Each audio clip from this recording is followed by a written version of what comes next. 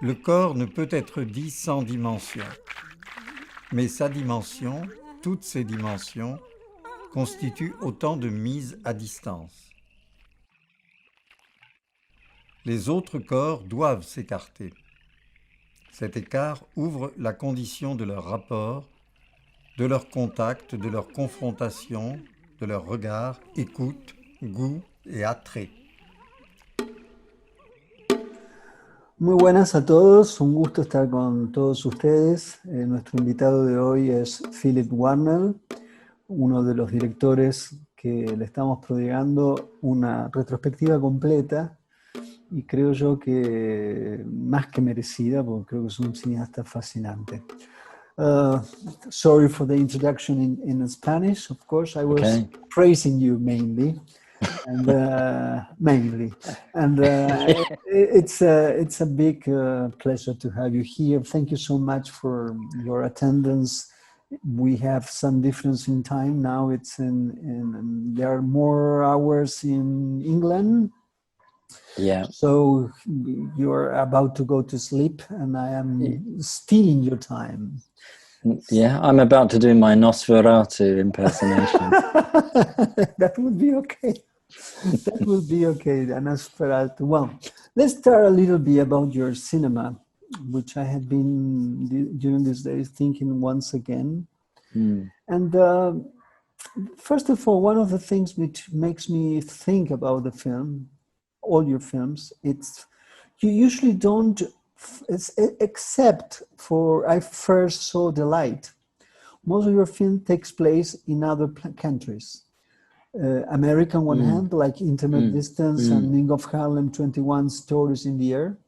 Then we have one like The Flying Proletarian that it's not England, I don't know where it is, but Yeah, Provence. Yeah. Provence, it's France. And then the Outlandish Strange Foreign Bodies is, well, it's oceanside, but of course we are in France. And then The Girl with X-Ray Eyes is in Russia. So on one hand, I was a little bit surprised about that kind of dislocation in your choosing places and locations and where to survey. On one hand. On the other hand, and I think, and that's my connection, it's that in all your films there is a kind of philosophical inquiry on identity. Like it's somehow it's in every film that it's implied. Whatever it happens, that is there is an implications toward that. And of course, one of the things that we can see about the contingency of our identity is when we are not in our place, when we are not in our home or our homeland. We know and we have the feeling that there is a kind of otherness. And in that otherness, we are not exactly the same. So I would start from that point of view. If you can tell me a little bit about this kind of dialectics between rain and to be asking those kind of inquiries. Yeah, it's a good place to start. It's a complex place to start in a way. I mean, it's funny. I'm not someone who identity is so problematic for me that it is something that is, it's so unfixed and it's so difficult to resolve anything relative to identity that actually I'd probably concur with someone like Michel Serres, who would suggest that identity is almost primarily for others, and it's the way our otherness is kind of produced for elsewhere for others to kind of understand what we are, and it's a kind of informatics in a way, whereas belonging is at the very heart of things, and in a sense when you kind of try and unpack identity, you come up with belonging and all the kind of folds of belonging, and however many things you try to pin down and fix as identity in a kind of concrete way, I think you'll come up with folds of belonging. So in a certain sense, if we take those as to a register to work within, there's not a very strong sense of belonging in London as a Londoner now. It's a very, very, actually, it's a very displaced existence. And for me, probably in my adult life, it has always been so. In fact, a very useful way for me to kind of gain resources and to know a bit more about my sense of place and self has always been to go elsewhere. And it's only the kind of magnet that London provides that kind of eventually lures you back with some kind of unnecessary objective. But I've always felt that I've gained so much kind of insight and perspective through being elsewhere, and I think it's just impacted on what I do to the extent that not exclusively, but usually I'm kind of drawn to I don't know, a situation or a narrative or a person or a figure that maybe involves some element of translation. I think it's got a lot to do with translation for me, and a lot to do with how, you know, kind of terms within other places or languages are things that feel kind of, you know, they merit investigation in a way. Maybe we could go through each film, Sure. and maybe we could make a kind of groups, because I think there is a kind of dialogue between some of the films. First of all, of course, there is one trend which is connected with the relationship between you and Mr. Jacques-Luc Nancy. And of course, in the three films you deal with, Nancy text, Nancy philosophy, it's implied in what you're doing. So first of all, I would like to know, how was the connection with Nancy? Why a Londoner is working with a French philosopher, which is not, of course, he's one of the greatest, but he's not one of the most known. Everybody knows Rancière, everybody knows Deleuze, of course, but Badiou. But he's a little bit low-profile philosopher. A little, yeah. I don't quite know. Yeah, I know what you mean. I think that his star is in the ascendant somewhat, Nancy, and but yes, indeed. But the backstory to it is simply that, I mean, I kind of let's see, I pretty much moved to Paris for a period, quite a sustained period, several years, and became acquainted, and I don't recall how, with another philosopher, Michel Gaillot, who has worked under Nancy, studied under him, PhD, disciple, whatever he was, and then through my dialogue with Gaillot, there was a suggestion that it might make sense for us to be put in direct contact, and so we wrote a letter, and I sent some work to Nancy, and in fact I didn't hear from him, but I didn't quite know either. It was the moment when Philippe Lacour-Labat, who worked very closely with him, passed, and then I got a note from Nancy about 6 months later, having almost lost any thought of that being, you know, pursuing that, and he wrote to me and said, well, I lost a very close friend, but you're my new Philippe. And then we started up a dialogue, and we pursued it. We continue to pursue it quietly now. But so yeah, it was kind of mutual friends. It was a sort of Paris connection, but it was very speculative at the time. Although I was working on a project around transplantation, and it was one of the reasons that I was kind of, you know, very in pursuit of this perspective. When you did Outlandish Strange Foreign Bodies, you had seen, I guess you might, but I would like to know if you had seen the Claire Denis film on his book? I don't think she'd made it at that point. I don't It was remember what year. 2004. The film by Claire Was it? Denis is 2004. I'm absolutely sure. Oh, right, really? Because Oh, wow. she did 1999 was the Yeah, outstanding Beau Travail. yeah, And yeah. then she did the film about the vampires or the cannibals. Yes, And yes. after that, she did Trouble Every Day. after Trouble Every Day. Is that the film Yeah. that she did? Is Okay. I mean, I have seen the film. I have no idea when I saw it, to be honest. It's not a film that, it's not a film of hers that, I mean, and I really like her work, that particularly kind of intrigued me. On the other hand, L'Entreux, the text, the 13-page text, was really my prompt for getting interested in Nancy. And one of the things that, you know, it's sort of slightly lesser known, but it's actually it's a popular text in France. It's known.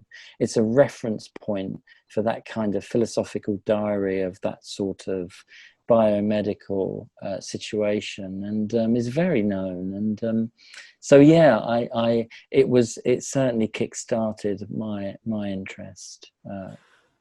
And then when you decided to do Outlandish, Yeah, go on. Sorry. no, I mean there's two interesting things about the octopus on because it's very interesting, the film, in terms of there's a big ontological deconstruction, in a proper word, a proper sense of that word. And because the whole idea of the relationship between the inner and the outer is absolutely destroyed. It's very difficult to understand what is mine, what is not mine, what is inner, what is outside or outer. And I wonder, how do you get to the idea of the octopus? Because that is a very clever way to dialectical work with what he's saying. With the octopus in a fish pond, in an aquarium. In an aquarium, in a boat, but without anyone. You know, kind of ghost vessel. Can you a little bit tell me the whole idea behind it? It's a difficult one to unpack, really, because I mean, the way I work is such that I don't really I allow these things to. I like to think of it, it's a very bad analogy, actually, but between friends, I like to think of it like a cooker, a hob, and I've got various pans, you know, and they're all at different heats, but they're all on the same surface. And so that I'm kind of working with them, you know, and they come into proximity, they become kind of associated with each other, and then I kind of, you know, think on whether, why, and if they might contaminate effectively each other. So the octopus was kind of, you know, there alongside, and I was definitely working on trying to actually make a breakthrough in my own thinking on this.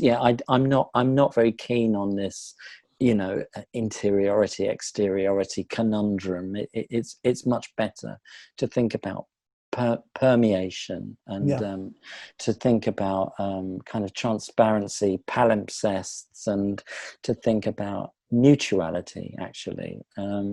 So I think it just became that the creature is such a mesmeric and extraordinary version of a kind of inside-out animal, if you like, or you know, a kind of an emotionally present organism that, and perhaps more than any other creature, has that kind of horrific presence. Something like, I know William Burroughs described an octopus as being like an indecent X-ray. And I really love this idea that somehow it's a kind of, you know, it exposes the organ of organism without trying, I understand. effortlessly. And then also what is strange is all the composition of the whole body of the octopus with a kind of brain which is bigger, and it seems to be it's one of, according to our point of view, it's one of the most intelligent animals. Yeah, it's Which very sentient. which at the same time allows us to think the relationship between body and mind, although that we have to be careful about both words, because mind and body implies a certain kind of metaphysics. But anyway, exactly. let's go a little bit on the Meek of Harlem, which again there is a text written by Mr. Nancy, but at the same time it's a film in America. So the first thing that I like to know is, how do you get to know that there was a guy who was living with a tiger and with a crocodile, which is the most amazing story ever heard for me. I don't know. Yeah, I mean, just in the way that I mean, as with all these sensationalist news stories, they get syndicated, and it was I think it's an Associated Press, CNN, CNN, not Associated Press. It just syndicated around the globe, really, and it was posited as a kind of only in New York, and this kind of I don't know, just a story that, October 2003, it stayed with me, and 9 years later, or whenever it was, that I was much more kind of inclined and had the possibility to get resources for film and making films. It was just it was still there, and I was still mulling it over, and still I mean, almost kind of I quite like the idea that you don't choose stories and themes and films. They kind of choose you, they haunt you, and you're stuck with them, and you just can't stop yourself but be not so much obsessively engaged, but just got to try to work with that material in some way. And simply that. And I was very surprised that there weren't numerous films on Yeats's story already when I decided to pursue it, which encouraged me. And how did you decided to reenact the certain kind of situations, like, for instance, to have the tiger on one hand and to have the crocodile on the other, to shoot about them, to portray them, and the fascination to have those animals in a place they don't belong to. So can you tell us a little bit about how do you approach the animals? Yeah. Well, I mean, in two ways. One, I mean, what the thing I really enjoyed about the film was that, on the one hand, for half of the time making the film, I was working with stand-in animals, and how to kind of, how to bring them to the screen, how to get in proximity to them, how to get access to them, and how to kind of, get to know them in a way, and we really did. And then on the other hand, there's the building where this thing took place, the neighborhood, Harlem and Yeats, and the human interest, and the kind of social deprivation of the project's buildings, whether you're not dealing with there's no animals, the space is the protagonist. So it was all about this kind of, enlivening the space in some way for me.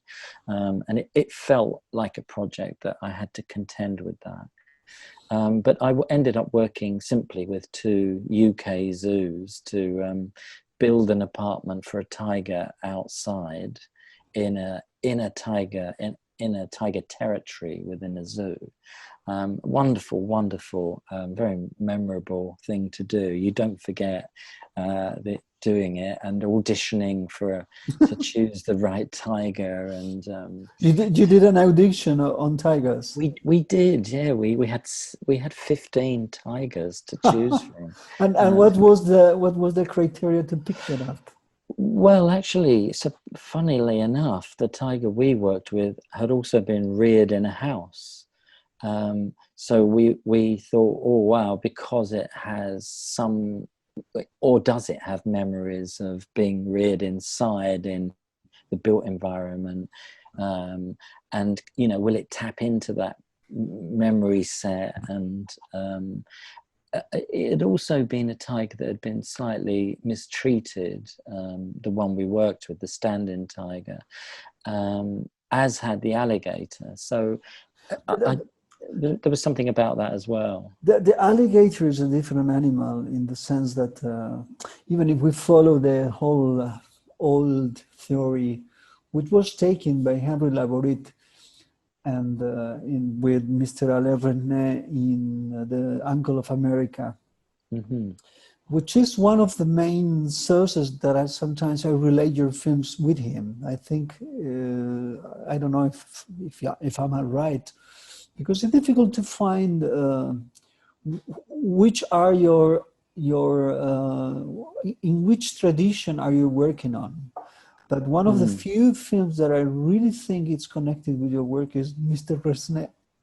But anyway, what I wanted to say, it's a reptile.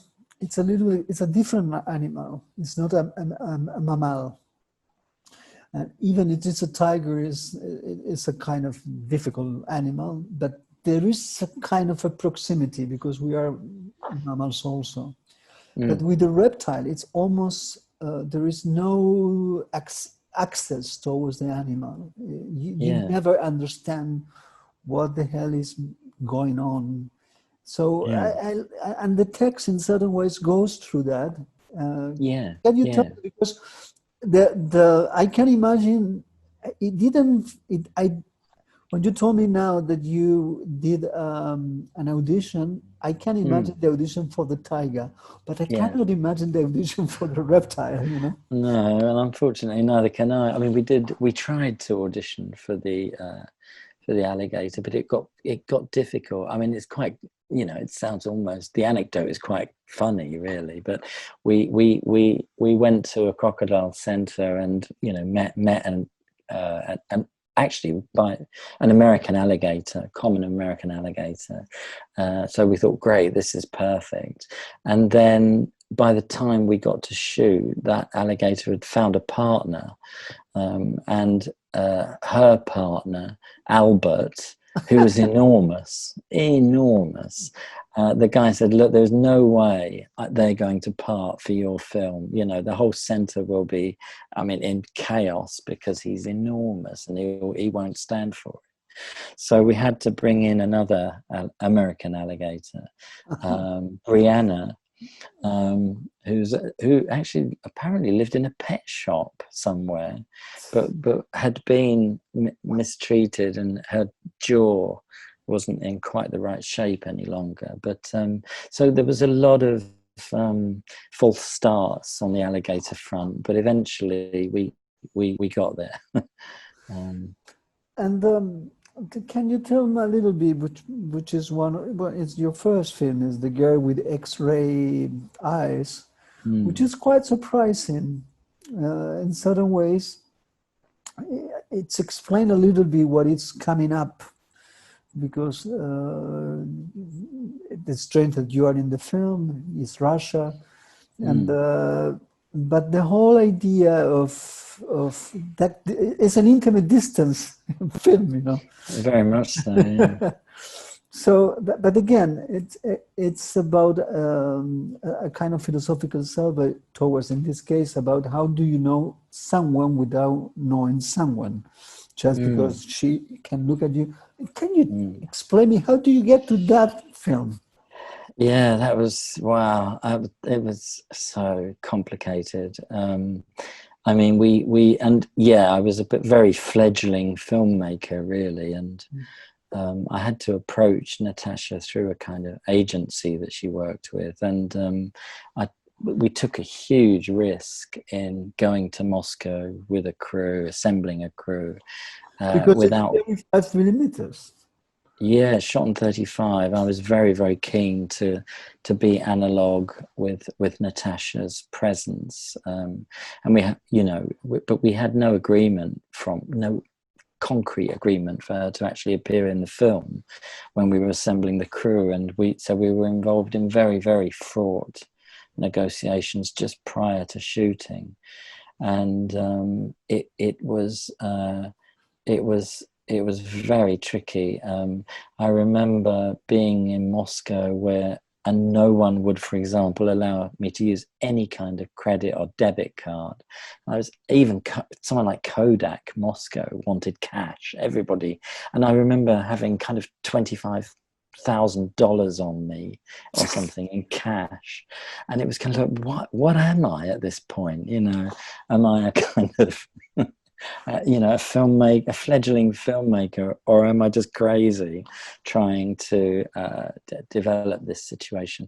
And it belies the film itself, which is such a sort of, I think it's sort of sensitive arrangement, in a kind of very quiet circle between us, of just, and I think the reason I chased her halfway around the world was because I wanted to make a film about looking and seeing, and maybe about veracity as well, or the lack of, and these kind of outlandish claims that one might have, and the inability to verify them, and the kind of ambiguity that comes with that, and how all that touches on a kind of wonderful kind of former Soviet framework of sort of espionage and surveillance and observation, and it was just, I was just completely drawn to her and gave it my all.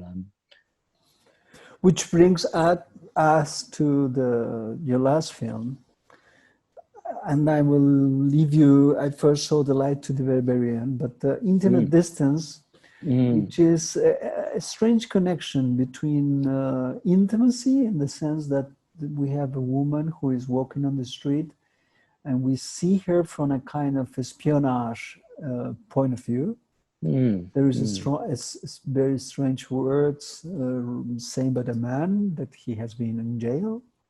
There is no exactly a quite clear connection between she and he in terms of what is going on, but it's quite interesting about a kind of human survey on the street, and how easy it is for her to create intimacy with people who are just passerbys.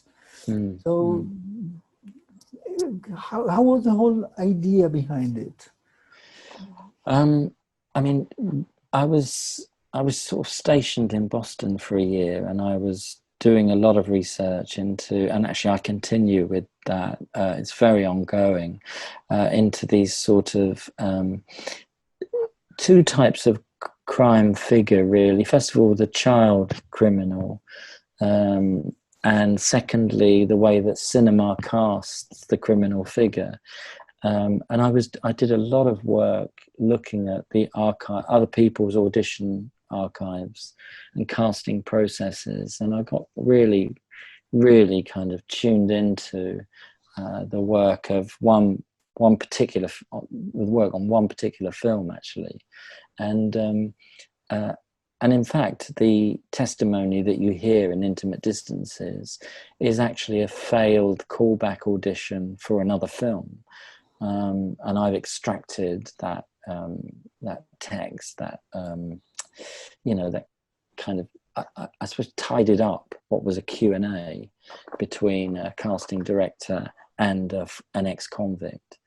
And then I've brought that forward in time, almost dragged it into my film from the, trappings of a previous film. And then when I briefed Martha, I've had this guy in mind, but not the guy that I saw or on screen, because he'd committed 30 years earlier, but something connected to the guy he once must have been. And we also returned to the place of his crime. So we're a return to the scene of a crime film on one level. But I didn't brief. But at the same time, the film doesn't. Yeah. If you don't know about it, it's like there is. It's not a problem in a film. It's very interesting when it happens because you have two films at the same time instead of. Oh yeah, yeah, for I sure. don't know. For sure. You agree on that? Oh, definitely. I mean, whether it's two, I'm not sure, but I'm very specific, I think, in working in a kind of fragmentary way. You know, I don't want to produce kind of clear narratives. I mean, the tension is quite clear because the intimacy of the killer or whatever who is. Yeah. There is an intimacy, but it's an intimacy, a frightening intimacy. Yeah. On the other hand, in the street, we have a kind of human loving intimacy, which is absolutely surprising because most of them are male. Yeah, that's right. Yeah, and again, I mean, in a sense, it was something that one of the things I really enjoyed about making the film was that that was very unexpected. It's not what I anticipated at all. Yeah, absolutely. And you know, I mean, although I'd become well acquainted with Martha, so I knew that she was certainly managing that with me. I was completely disarmed by our conversations, but her ability to do it on the street and in real time and with a number of different kind of, you know, a constellation of people who she was approaching, who she thought maybe would have some semblance of an ability to perform this role, was just amazing. But yeah, I couldn't plan that.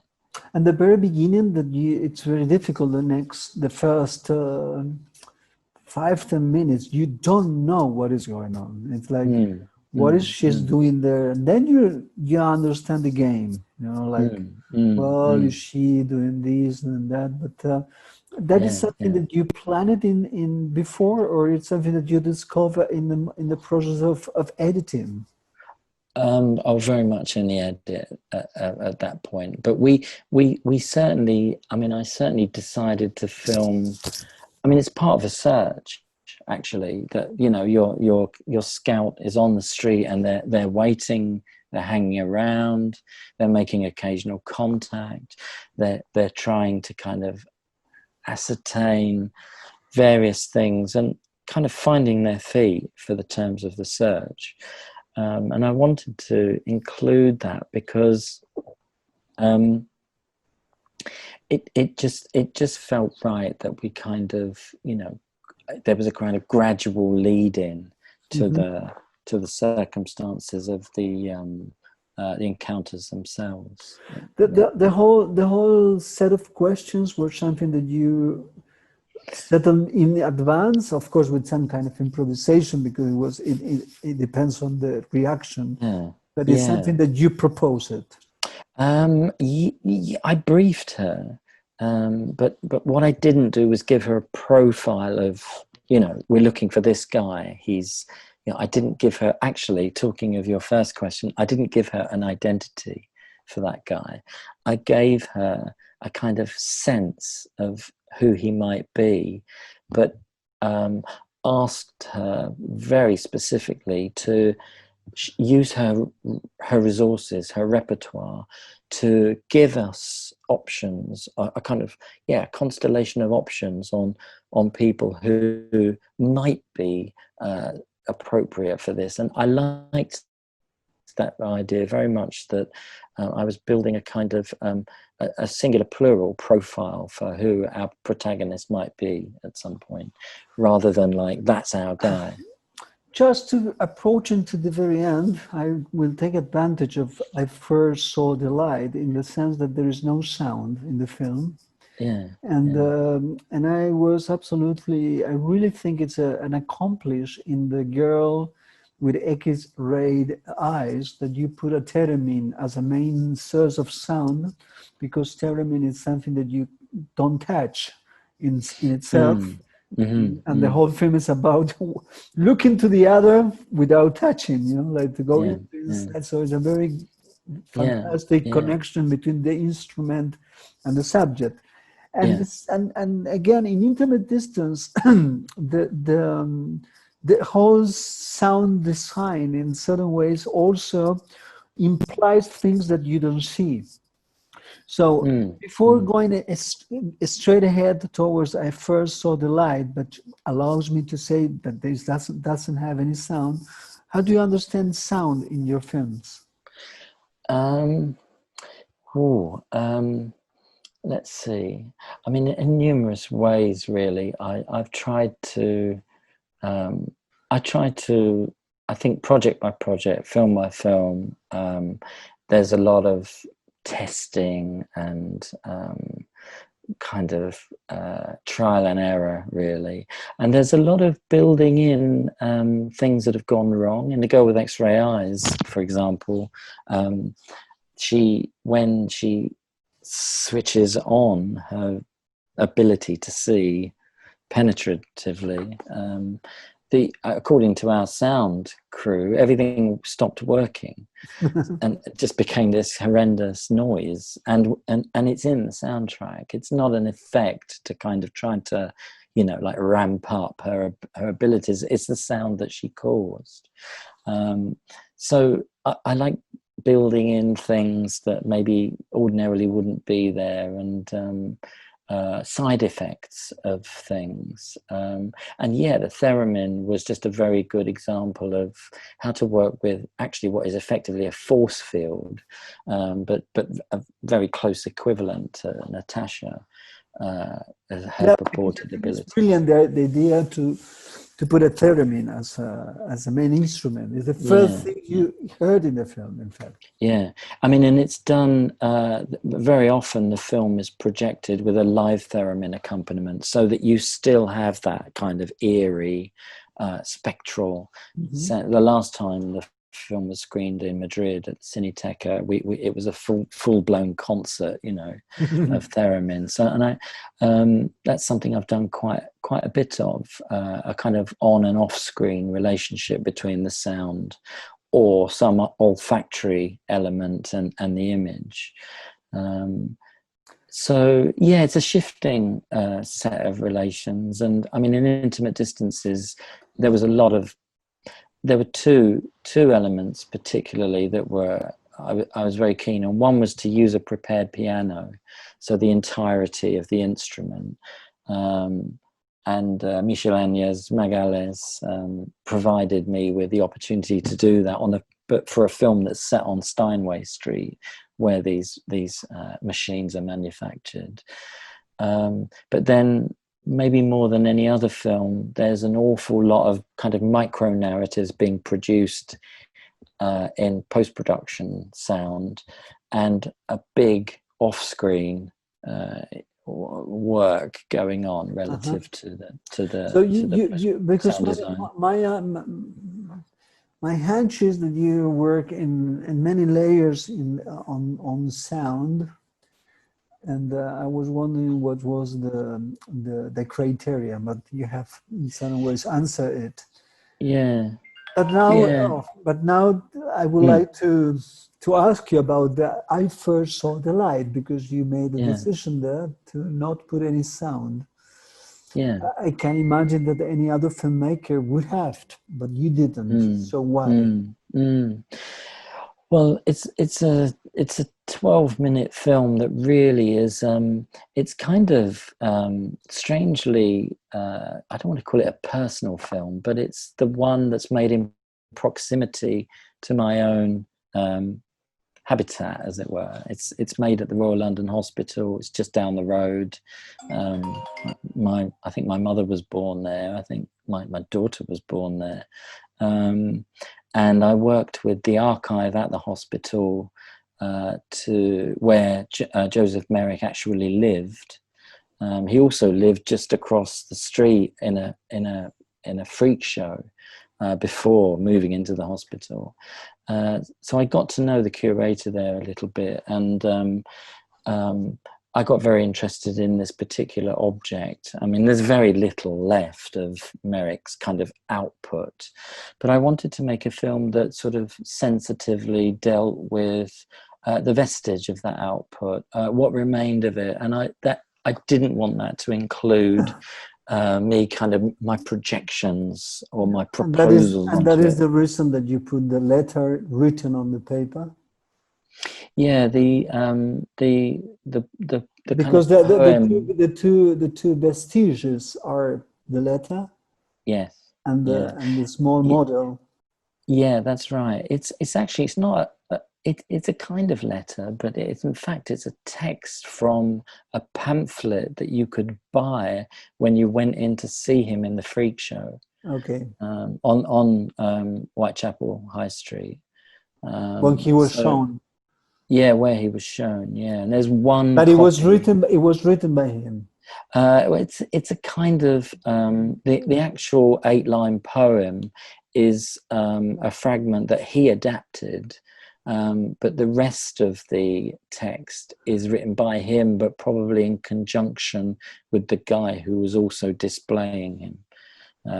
That's not quite a known fact, but the pamphlet exists. And the note towards Mr. David Lynch, what do you really want to imply?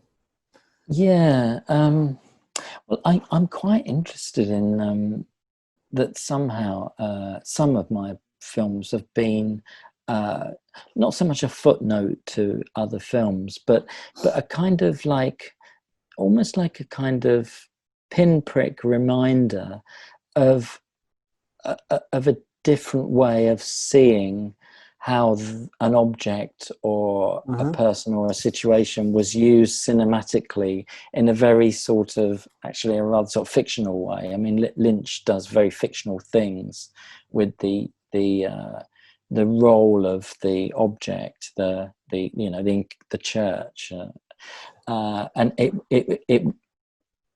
the actual object is a completely different proposition than the one in Lynch's film. So I felt that I was kind of